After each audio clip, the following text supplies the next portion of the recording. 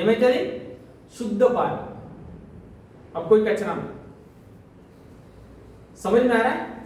तो ऐसा अगर हम हमारे मन को बनाए तो फिर कोई गलत, इसका मतलब क्या है, इस जड़ों को ही हम निकाल के మనసులో ఉన్న లోతుకు వెళ్ళి ఆ మనసులో ఉన్న ఏరులను उस जड़ों को ही हम क्या करते हैं, उखाड़ के फेंक दिया। अब गुस्से का कोई बीज ही नहीं रहेगा, गुस्से का కోపం ఏర్లే లేవాడు రూట్సే లేవు। ఏమైంది, బయట ఎవడన్నా అగ్గి పెట్టినా మనసులో ఏమున్నది, బర్ఫ్ ఉన్నది, ఏమైతే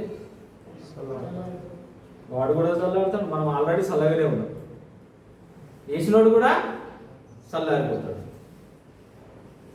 వేసినోడు కూడా చల్లారిపోతాడు, మనం ఆల్రెడీ బర్ఫే ఉన్నాం, మనకేమైనా పరగొడతా ఆడ ఎంత అగ్గానే పెట్టేది వీడు తాకడంతో శాంత్, తూ బీ శాంత్ మై బీ శాంత్ అవుతుందా లేదా?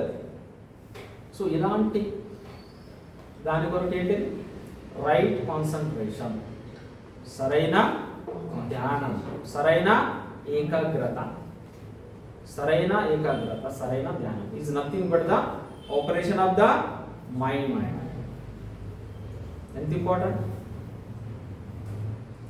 So this is the right concentration. Okay, tomorrow we will discuss about right view and right intention.